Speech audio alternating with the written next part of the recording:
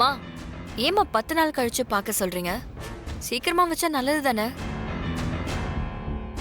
இல்லம்மா, ஒரு காரணமா தான் சொல்றேன், கொஞ்சம் இரு. அத்தை, இந்த தடவை கல்யாணத்தை பத்திரிக்கை அடிச்சு மண்டபம் பார்த்து கிராண்டா எல்லாம் பண்ண வேண்டாம். சிம்பிளா நடத்துவோம்.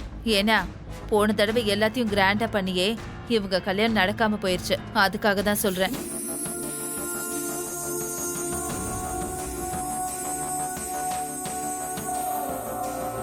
ஐஸ்வர்யா, கல்யாணத்தை எப்படி நடத்தணும், எப்போ நடத்தணுங்கிறதையெல்லாம் பெரியவங்க முடிவு பண்ணிட்டோம். நீ கொஞ்சம் அமைதியா இருமா.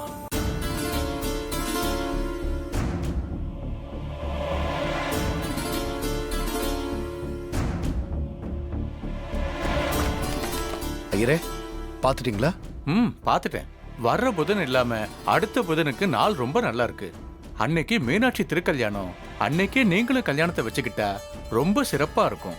தம்பதிகளும் எல்லா செல்வத்தோட சீரும் சிறப்புமா வாழ்க்கை நடத்துவாங்க.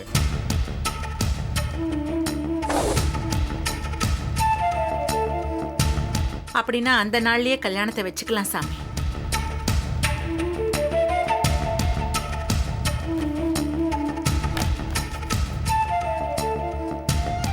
ஆனா கல்யாணம் தள்ளி போயிட்டே இருக்கிறதுனால சின்னதா ஒரு பரிகாரம் பண்ணிட்டா நல்லதுமா. அப்படியா? என்ன பரிகாரம்னு சொல்லுங்க, செஞ்சிடலாம். உங்க மருமகளை பொன்னியம்மன் கோவிலுக்கு அனுப்பி அவங்க கையால 101 விளக்க போட்டு அர்ச்சனை பண்ணிட்டு வர சொல்லுங்க. அப்படி செஞ்சா எந்த பிரச்சனையும் இல்லாம இந்த கல்யாணம் க்ஷேமமா நடக்குமா? சரிங்க, அப்படியே செய்ய சொல்றேன். சரிங்கம்மா, அப்ப நான் உத்தரவு வாங்கிக்கிறேன். வரம்மா, வர வாங்க. வாங்க.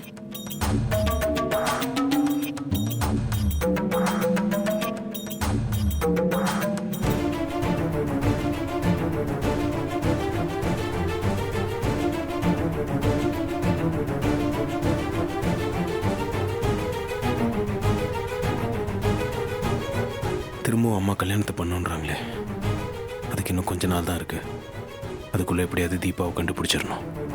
அப்பதான் எல்லா பிரச்சனையும் முடிவுக்கு வரும்.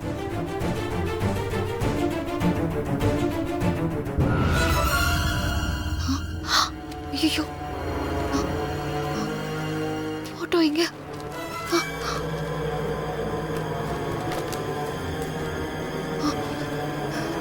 ச்சே.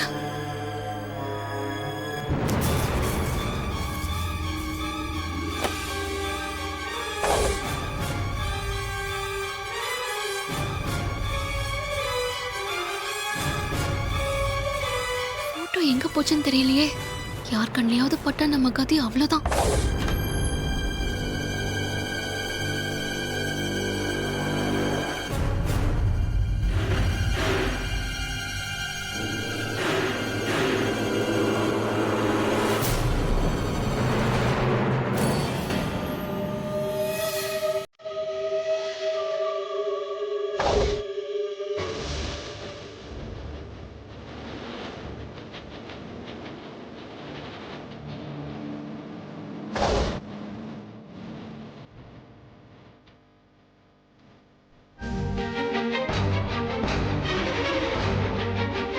தீபா, என்னாச்சு? எதுக்கு இப்படி வேகமா ஓடி வர நீ? ஒன்னும் இல்ல, ரூம்குள்ள ஒரு வண்டு வந்து டிஸ்டர்ப் பண்ணிட்டு இருந்துச்சு. அதுதான் விரட்டிட்டு இருந்தேன். சரி, விரட்டிட்டியா இல்லையா? விரட்டிட்டேன். என்ன இங்க ரூம் வரைக்கும் வந்திருக்கீங்க? என்ன விஷயம்? இல்லம்மா, ஜோசியர் சொன்ன மாதிரி கோயிலுக்கு போய் அந்த பரிகாரத்தை செஞ்சிடலான்னு உன்னை கூப்பிட வந்தேன். இல்ல, நான் வரல. ஐயோ, நம்ம போட்டோ வேற கீழே இருக்கே, அங்க பாத்திர கூடாது. ஏமா வரலன்னு சொல்ற? வீட்டுல சும்மா தானே இருக்க? இல்ல, எனக்கு தலைவலியா இருக்கு, அதான் வரலன்னு சொன்னேன். அப்படியா? அப்ப இன்னொரு நாள் போலாம். தலைவலின்னு சொன்னியே, ஏதாவது டேப்லெட் போட்டியா? இல்ல, நான் தூங்கி ரெஸ்ட் எடுத்தா சரியாயிடும். சரி, அப்ப நீ போய் ரெஸ்ட் எடு.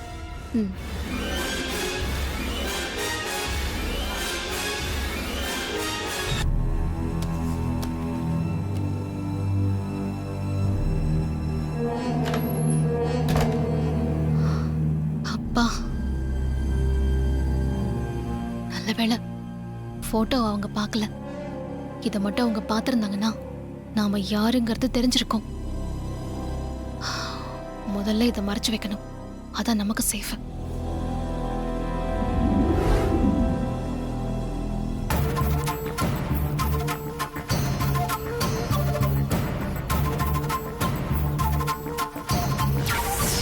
ஆனா நடந்த பிரச்சனையிலேருந்து நான் இன்னும் முழுசாக வெளியே வரல. அதுலேருந்து வெளியே வரதுக்கு எனக்கு கொஞ்சம் டைம் வேணுமா? எனக்கு ஒரு 10 days அது டைம் கொடுங்க. அதுக்கப்புறம் இதை பற்றி பேசலாம். கார்த்தி எதுக்கு அப்படி சொன்னான்? அவன் இப்படிலாம் சொல்ல மாட்டானே.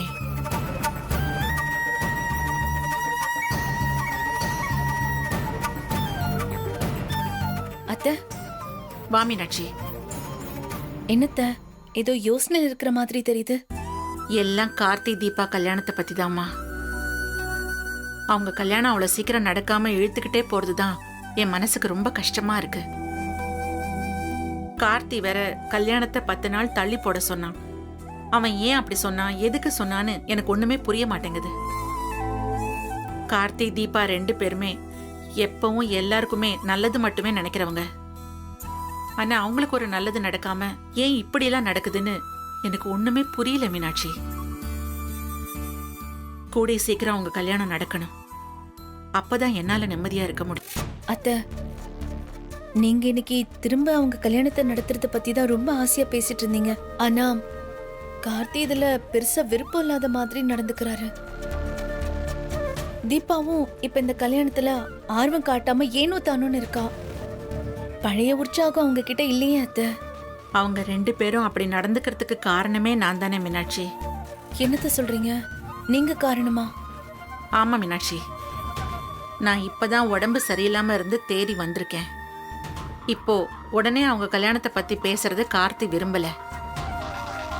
திரும்ப என் உடம்புக்கு ஏதாவது ஆயிடுமோன்னு பயந்துதான் இப்ப கல்யாணம் வேண்டாம், இன்னும் கொஞ்ச நாள் கழிச்சு வச்சுக்கலான்னு சொல்றான். மத்தபடி வேற எந்த காரணமும் இருக்காது. அவன் என்னைக்கு என் பேச்ச மீறி நடந்திருக்கான்னு சொல்லு. அவன் அம்மாவை பத்தி கவலைப்படுற மாதிரி நானும் என் பையனை பத்தி கவலைப்பட்டு தானே ஆகணும். ஏற்கனவே 3 தடவை செத்து பொழைச்சு வந்திருக்கேன். இன்னொரு தடவை என் உயிருக்கு ஆபத்துன்னா அந்த கடவுள் என்னை விட்டு வைப்பாரான்னு கூட தெரியல. அதுக்குள்ள தீபா கழுத்துல கார்த்தி தாலி கட்டுறத நான் பார்க்கணும்.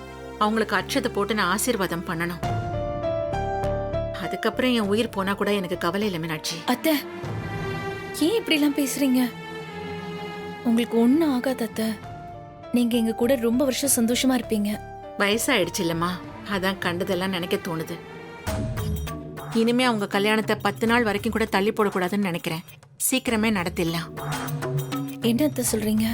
ஆமா மீனாட்சி, கார்த்தி இந்த கல்யாணத்தை விட என்னோட ஹெல்த்தை பத்தி தான் அதிகமா யோசிக்கிறான்.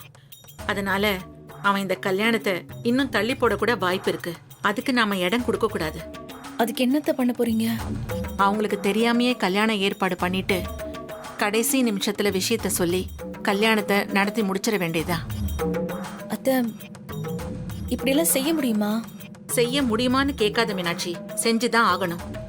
அவங்க கல்யாணத்தை ரொம்ப சிறப்பா நடத்தணும்னு நினைச்சுதான் நாள் பார்த்து தேதி குறிச்சு மண்டபம் பார்த்து எல்லா ஏற்பாடையும் செஞ்சோம். ஆனா கடைசி நேரத்துல என்னென்னமோ நடந்து அவங்க கல்யாணமே நடக்காம நின்னு போச்சு.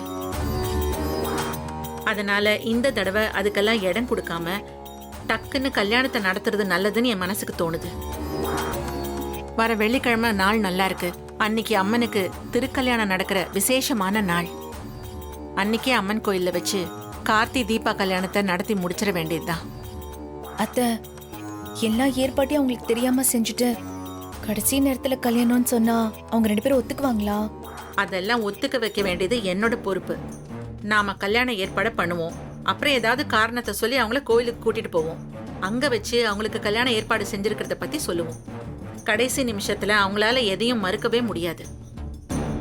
அப்ப நான் கார்த்தி கையில தாலி எடுத்து கொடுத்து தீபா கழுத்துல கட்டுன்னு சொன்னா அவன் கட்டிதானே ஆகணும், மறுக்க முடியாதுல்ல? அத்தை, இதெல்லாம் சரியா வரும்னு நினைக்கிறீங்களா? சரி தப்பு அத பத்திலாம் யோசிக்க இது நேரம் இல்லை மீனாட்சி. எனக்கு கார்த்தி தீபா கல்யாணம் உடனே நடந்தாகணும். அதை நான் சந்தோஷமா பார்த்து அவங்களுக்கு அட்சதை போட்டு ஆசீர்வாதம் பண்ணணும். அதுக்கு இதை விட்டா வேற வழியே இல்லை. இந்த விஷயம் கார்த்தி தீபாக்கு மட்டும் இல்லை, வேற யாருக்குமே தெரிய வேண்டாம். நம்ம 2 பேருக்குள்ள மட்டும் இது ரகசியமாவே இருக்கட்டும். வர வெள்ளிக்கிழமை அவங்க கல்யாணத்துக்கான ஏற்பாடெல்லாம் நம்ம சைலண்டா செஞ்சிருவோம். சரியா? சரிங்க அத்தை, நீங்க ரெஸ்ட் எடுங்க. ம்.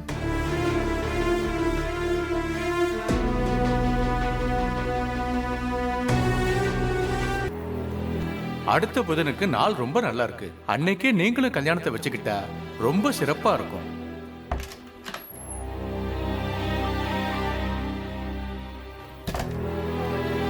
வாங்க சார்.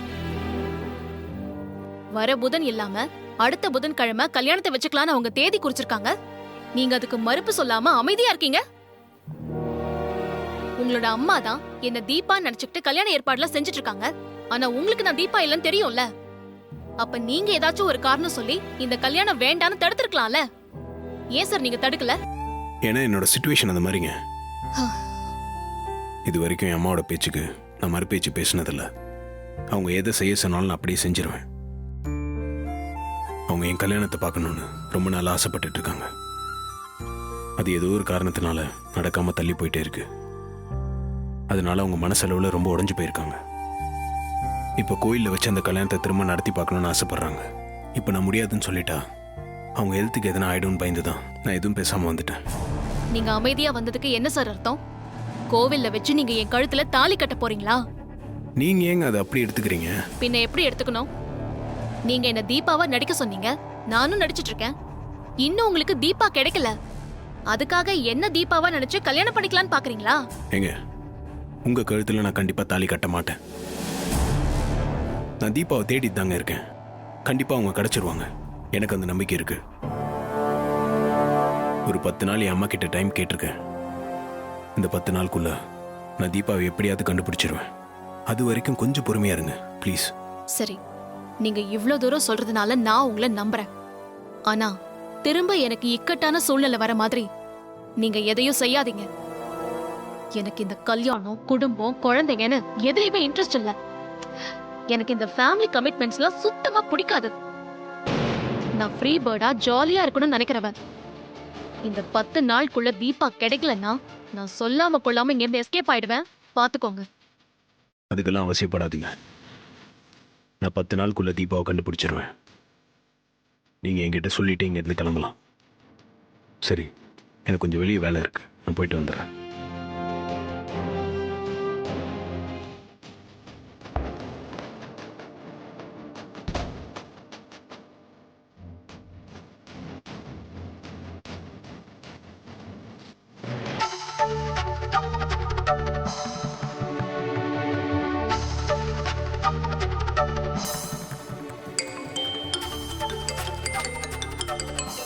கார்த்தி. சொல்லுங்க கார்த்தி. சார், உங்களை மீட் பண்ணுமே. மீட் பண்ணலாமே. நான் ஸ்டேஷன்ல தான் இருக்கேன். வர்றீங்களா? இல்லை, ஸ்டேஷனில் வேண்டாம் சார். வெளியே எங்கேயாவது மீட் பண்ணலாமா? சரி, நீங்களே எங்கேன்னு சொல்லுங்க, நாங்கள் வந்துடுறேன்.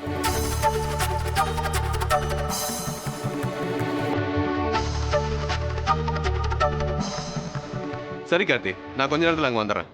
சரிங்க சார். ஓகே.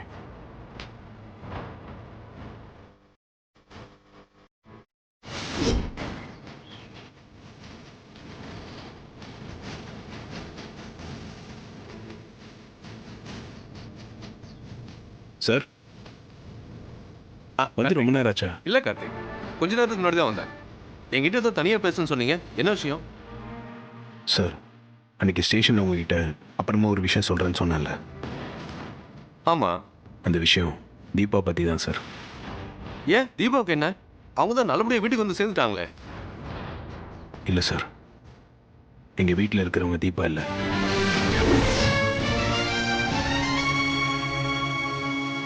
என்ன கார்த்தி சொல்றீங்க? தீபா இல்லையா? பின்ன வீட்டில் இருக்கிறது வேற யாரு? தீபா மாதிரியே இருக்கிற வேற ஒரு பொண்ணு சார். என்ன கார்த்தி சொல்றீங்க? அப்போ உங்க வீட்டில் இருக்கிறது தீபா இல்ல வேற ஒருத்தன்னு சொல்றீங்க. ஆனா அவங்க தீபாவை அச்சஸ்லாம் ஜெராக்ஸ் எடுத்த மாதிரிலாம் இருக்காங்க. கொஞ்சம் கூட டிஃபரன்ஸ் தெரியலையே. ஆமாம் சார், நானும் முதல்ல அவங்கள பார்க்கும்போது தீபான்னு தான் நினச்சேன். அதுக்கப்புறம் அவங்ககிட்ட பேசும்போது தான் அவங்க தீபா இல்லைன்னு தெரிஞ்சுது. சரி, நீங்க எப்படி அந்த பொண்ணை பார்த்தீங்க? ரியாவும் ரம்யாவும் தீபாவை கடத்தினதுக்கப்புறம் அம்மா உடம்பு சரியில்லாம ஆயிட்டாங்க. தீபா நேரில் வந்தாதான் அம்மா குணமாவாங்கன்னு டாக்டர் சொல்லிட்டாரு. எல்லா இடத்துலையும் தீபா அவனை தேட ஆரம்பித்தேன். அப்போ தான் எதிர்ச்சி அந்த பொண்ணு என் கார் முன்னாடி வந்து விழுந்தாங்க. நான் கூட தீபான்னு நினச்சி தான் அவங்கள ஹாஸ்பிட்டலுக்கு தூக்கிட்டு போய் ட்ரீட்மெண்ட் கொடுத்தேன். அவங்க கண் முழிச்சதுக்கு அப்புறம் தான் எனக்கு தெரியும் அவங்க தீபா இல்லை, வேற ஒரு ஆளுன்னு. அப்போது ஹாஸ்பிட்டல்ல இருந்து எனக்கு ஃபோன் பண்ணாங்க.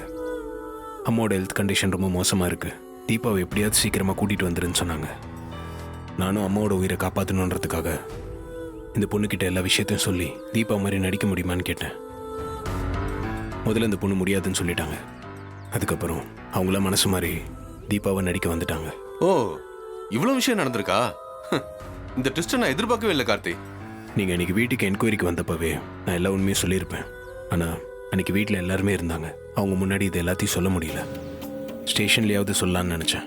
ஆனால் அப்போது இந்த பொண்ணு என் கூட இருந்தாங்க.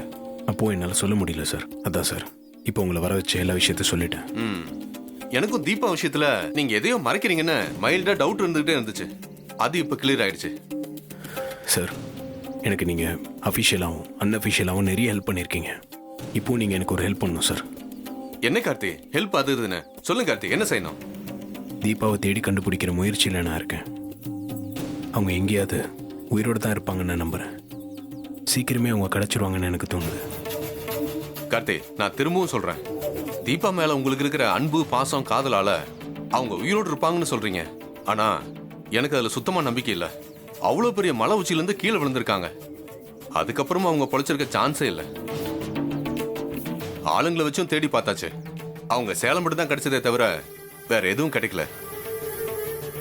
அந்த ராட்சச பள்ளத்துல விழுந்தவங்க யாரும் உயிரோட கிடைச்சதா சரித்திரமே இல்லை. பாடியா தான் கிடைச்சிருக்காங்க.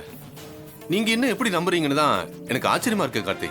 இல்லை சார், நீங்கள் எவ்வளோ சொன்னாலும் எனக்கு தீபா உயிரோடு தான் இருப்பாங்கன்னு தோணுது.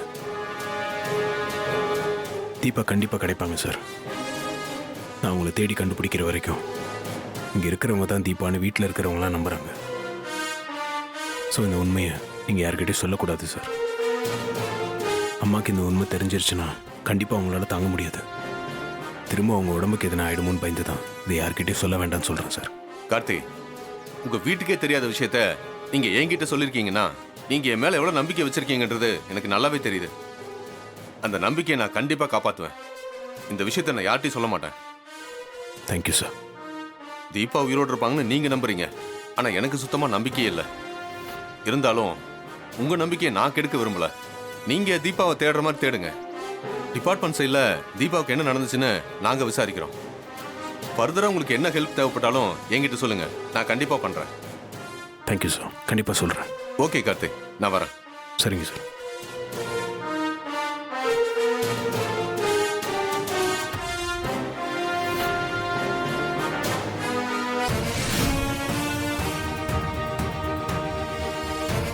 சார் வணக்கம் சார். யோ, 2 நாளைக்கு முன்னாடி கர்நாடகா போலீஸுங்க வந்திருந்தாங்கல்ல? ஆமாம் சார். அவங்க யாரோ ஒரு லேடியை என்கொயரிக்காக இங்க கூட்டிட்டு வந்தப்ப எஸ்கேப் ஆயிட்டதா அவங்கள கண்டுபிடிச்சு கொடுக்க சொல்லி நம்ம கிட்ட ஒரு ஃபைல் கொடுத்தாங்கல்ல? ஆமாம் சார், கொடுத்தாங்க சார். அந்த ஃபைல் எங்கேயா இருக்கு? இந்த ஷெல்ஃபில் தான் இருக்கு சார். அது எடியா? சரிங்க சார்.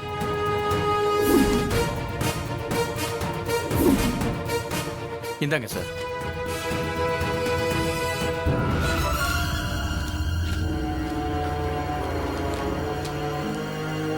பேரு கீதானா இருக்கு.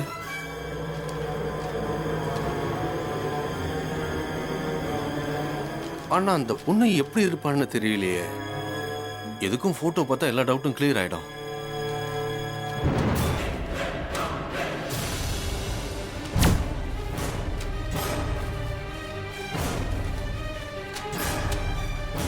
யோ, அன்னைக்கு அக்யூஸ்ட் போட்டோ இதோட தானே கொடுத்துட்டு போனாங்க? ஆமாம் சார்.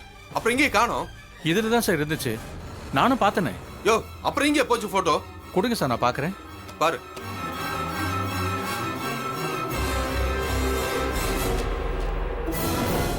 ஆமாம் சார், ஃபோட்டோவை காணும் சார். ஏயா, ஒரு அக்யூஸ்ட் போட்டோ கூட பத்திரம் வச்சுக்க தெரியாதா? உன்னை எல்லாம் ஸ்டேஷன்ல வச்சுட்டு என்னையா பண்றது? Sorry sir. ஆமா, இதுக்கு ஒன்றும் குறைச்சல் இல்லை. இப்போ என்ன சார் பண்ணுறது? அந்த ஃபைல்ல கான்டாக்ட் நம்பர் கொடுத்துருப்பாங்க பாரு. ஆமாம் சார், இருக்கு. அந்த கர்நாடக போலீஸுக்கு ஃபோன் போட்டு போட்டோ அனுப்ப சொல்லு. சரிங்க சார்.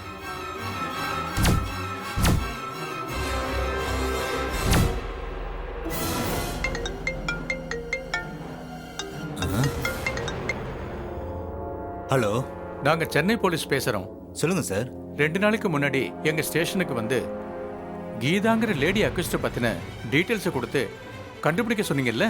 ஆமா சார் சொன்னோம். அவங்க போட்டோவை எங்கேயோ மிஸ் பண்ணிட்டோம். நீங்க அவங்க போட்டோவை சென்ட் பண்றீங்களா? உடனே அனுப்புறேன் சார்.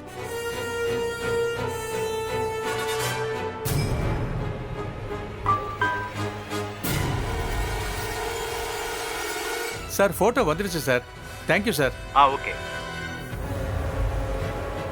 சார் போட்டோ வந்துருச்சு. குடியா? இந்தாங்க சார் பாருங்க.